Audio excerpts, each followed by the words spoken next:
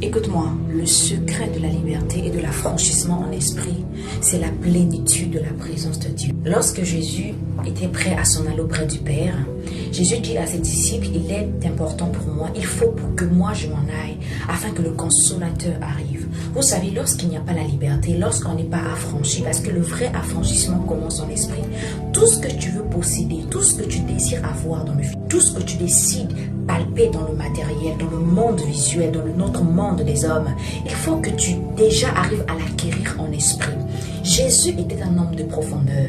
Il sait qu'en voulant t'accorder la paix physique, l'affranchissement physique, la liberté physique, il faut que tu l'acquières au préalable en esprit. C'est la raison pour laquelle il dit, je vous apporte le consolateur. Pourquoi le consolateur? Parce que hors de Jésus-Christ, tu as été malmené par Satan. Tu as été emprisonné, tu as été esclave. Raison pour laquelle quand il vient, non seulement il te libère, mais il doit te consoler. Amen.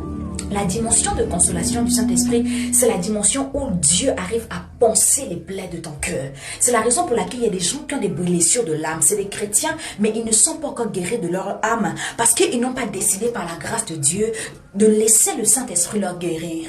Ils ont voulu une guérison physique, une consolation physique, mais non la consolation de celle de l'Esprit. Parce que lorsque le Saint-Esprit t'affranchit et te rend libre, en vérité tu es guéri et tu arrives à manifester les œuvres et les actes de quelqu'un qui est véritablement guéri.